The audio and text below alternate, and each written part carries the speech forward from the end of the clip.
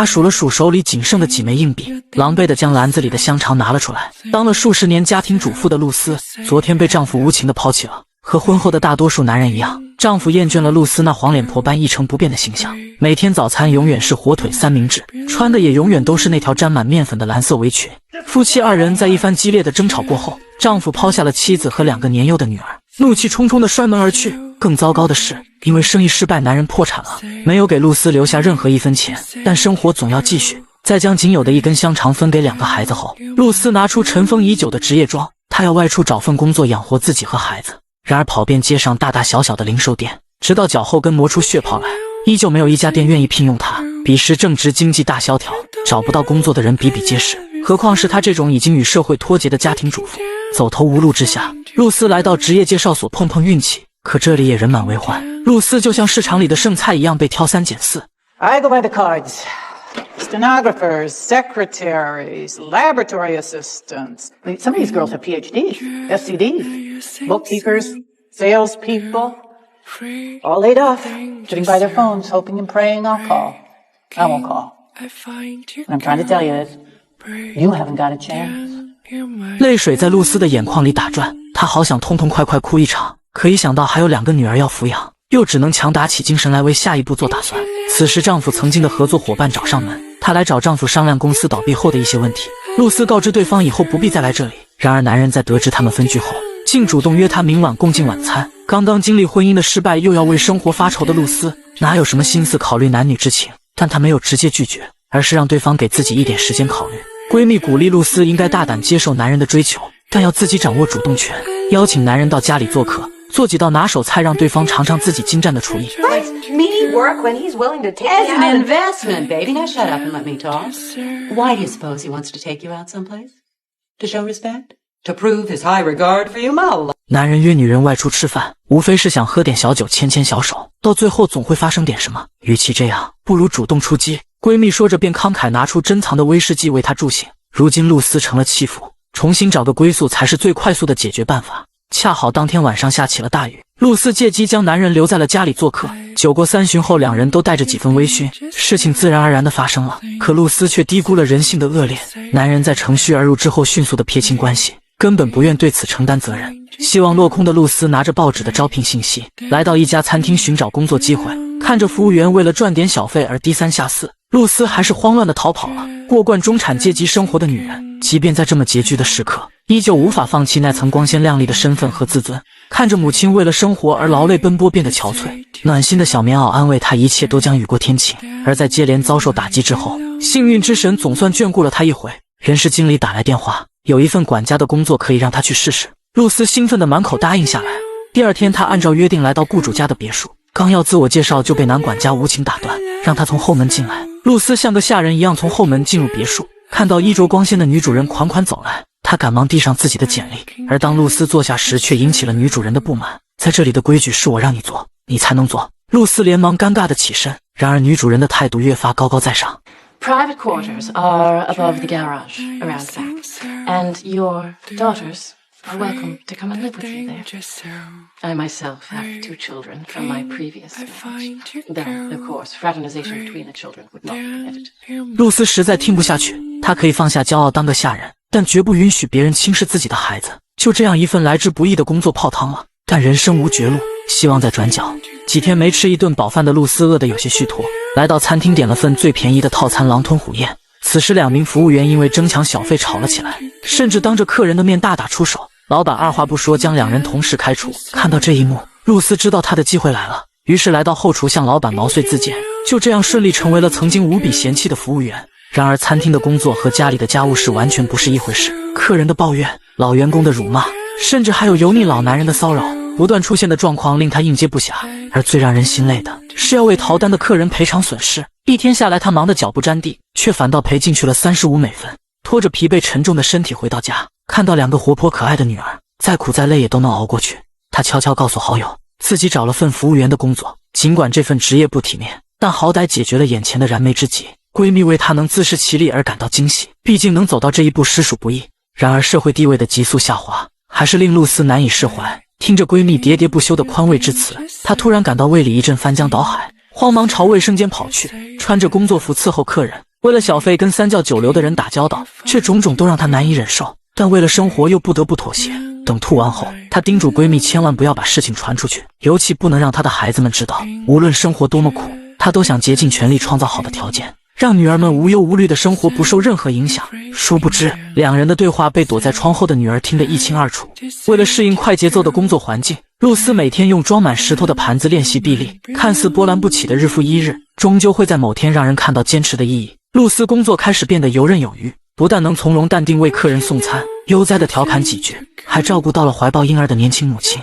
而生活的转机往往就在一瞬间。露丝留意到餐厅的馅饼总是被客人投诉，不但味道差，有时还烤不熟，而自己不就是烤馅饼的专家吗？她抓住机会向主管毛遂自荐，自己很会烘焙，让主管向老板推荐一下，看能不能跟自己采购。主管欣赏露丝的积极主动，决定给她一个展示手艺的机会。而事实证明露丝所言非虚，她的馅饼很快成了餐厅里的活招牌，不少顾客都是慕名而来。露丝也将这份副业经营得有声有色，随着订单量的增多，忙不过来的她给自己请了个帮手。然而虚荣心爆棚的大女儿对母亲取得的成就不屑一顾，故意翻出她藏在衣柜里的服务员制服，命令帮工换上，暗戳戳地羞辱母亲的职业。无情的嗤笑声令露丝又气又恼。How you ever found out what I was doing, I do not know. The uniform, stupid. You think I'm dumb? You may not realize it, young lady, but everything you have costs money. From the maid you ordered to go traipsing with you to the pool, to your food and clothes and everything else. And as I don't see anyone else doing anything about it Are around the pies bad enough? Did you have to go and degrade us all by becoming a waitress? 过惯了千金小姐生活的女孩，非但不理解赚钱的不易，还趾高气昂指责母亲的付出。此刻露丝的爱与包容荡然无存。然而在宣泄完内心的怒火之后，她又后悔了，自己拼尽全力所做的一切，不就是为了让两个女儿过上更好的生活吗？于是她承诺等学习积累到足够的经验后，将开一家属于自己的餐厅。听闻母亲的计划，女儿的态度瞬间发生180度转变。没错，这才是她想要的体面的妈妈。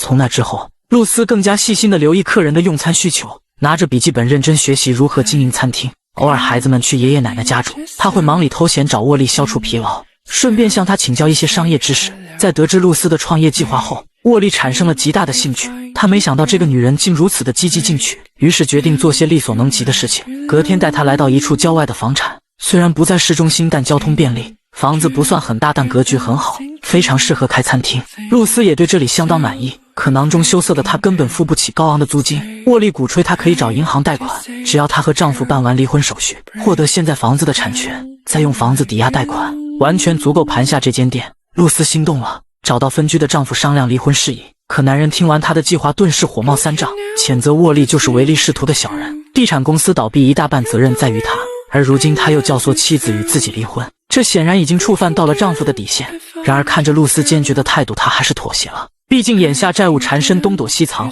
也没能力顾及家庭。他把车子和房子留给了露丝，作为给她最后的补偿。这对走到末路的夫妻，第一次平心静气望着对方，想到马上就要变成最熟悉的陌生人了。夫妻俩相视而泣，明明都深爱着对方，却不知为何走到今天这个地步。相互拥抱后，他们终于淡出彼此的生活。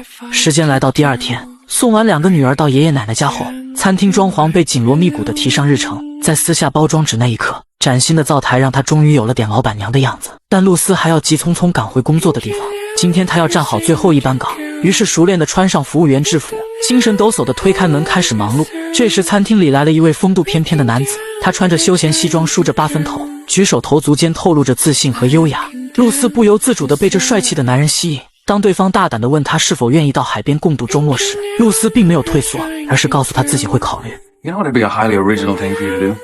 What's that? Say yes right away, just like that.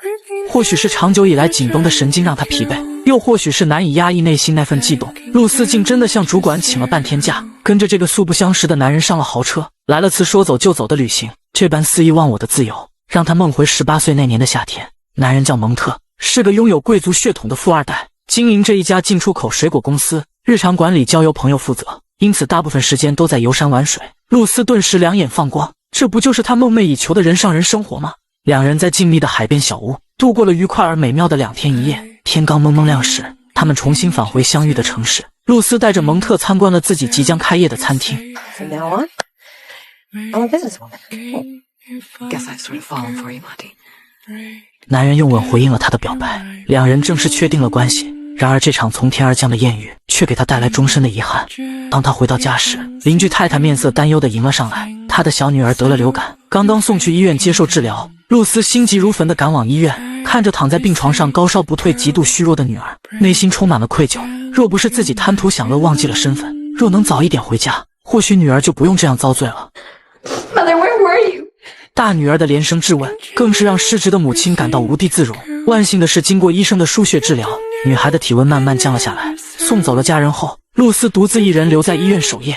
凌晨时分，急促的脚步声将她吵醒。看着医生护士匆忙奔走的身影，露丝意识到事情不妙，也追了过去。病房里，小女儿脸色通红，不停地打寒战。无数医生和护士围在床前，一针接一针打着肾上腺素，一次又一次的心肺复苏。尽管已竭尽全力与死神赛跑，女儿的心跳还是越来越微弱，直至最后没了气息。就这样，她的生命被永远定格在了这个夜晚。露丝心口剧痛，犹如被野兽的尖牙狠狠撕咬。在告知家人这个悲痛的消息后，她行尸走肉般开车回家，直到看见熟睡中的大女儿，压抑了一路的情绪才终于爆发。为何离别总是那么的猝不及防，甚至还没来得及说上一句再见就再也不见？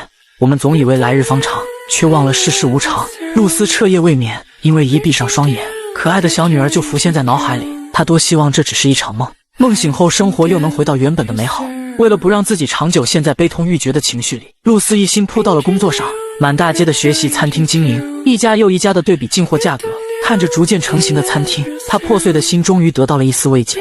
眼看仅剩几小时就将开业大吉，所有人都在紧锣密鼓地准备食材，露丝也忙碌地将订购的鸡肉进行分类拆解，边干活边不停地唠叨，叮嘱服务员工作时要注意细节，仿佛已经能预见营业时人满为患的场景。然而现实总是事与愿违，在开业的2小时后，店内依旧冷冷清清，别说客人了，就连一只苍蝇都看不见。露丝失落地坐在餐桌前，听着店员们百无聊赖的闲言碎语。就在她快要绝望之际，门外响起了汽车的轰鸣声，露丝瞬间像被打了鸡血似的忙活起来，娴熟地将心中预演了千万遍的流程操作起来。裹粉、炸鸡、烤馅饼一气呵成，甚至不忘叮嘱服务员上汤和小菜。而第一桌客人的到来，仿佛是按下了魔法世界的按钮，一批又一批的食客络绎不绝。没多久，门外便排起了长龙。露丝像勤劳的蜜蜂，忙碌而不知疲倦。过程中虽然发生了些小插曲，盘子不够用，桌子来不及收拾，客人的茶水迟迟未到，但好在有露丝主管的帮助，一切总算化险为夷。而就在忙得热火朝天的时候，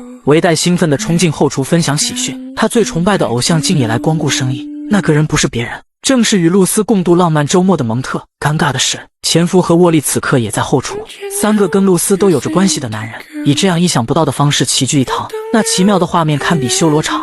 等到夜色渐浓，食客们渐渐散去，露丝终于有了喘口气的机会。她提着箱子，激动地向朋友们炫耀今晚的战绩。 We made $46.37.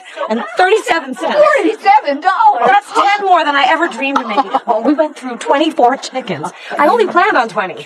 Showed the best little woman that any guy was crazy enough to let get away from. You ought to know, you clock. Yeah, cut the... 为了感谢主管的帮助，露丝开车将他送回了住处。回来时听到客厅传来了说笑声，原来是蒙特和女儿聊得正欢。这位新晋男友正是从地下转到了台面上，还与女儿相处得十分融洽。露丝也终于放下了心来，安顿好女儿入睡后，接下来就是2人美妙的独处时光。这一夜过后，2人的关系有了质的飞跃。经过岁月沉淀的女人对男人有着致命吸引力，像无数陷入热恋的情侣一样，无论是在哪种场合，他们都能肆无忌惮的亲吻拥抱。而在蒙特的引荐下，露丝为女儿争取到了一次向钢琴教授施展才艺的机会。在光线昏暗的房间里，女孩使出浑身解数卖弄技巧，只为获得教授的一句认可。然而天赋这种东西是与生俱来的，没办法通过技巧伪装。I mean, I find a touch of banality in yours, don't you? What's banality? Sir. I mean, it sounds, well, corny, cheap. 德高望重的教授将他的琴技贬得一文不值，心高气傲的女孩脸上爬满了不安。可随即教授又话锋一转，称赞他对音乐有想法。虽然教过不少有音乐天赋的学生，但鲜少遇到真正有想法的，所以勉强能收他为徒。跌宕起伏的面试过程让女孩掩面哭泣，母亲还担心的以为是受到了打击，没想到却是喜极而泣。 He wouldn't take me. And then he wanted me. He said I had something in my head. 这一刻，露丝暗自下定决心，无论花多少钱都要为女儿买最好的钢琴。然而这件事却成了她噩梦的开始。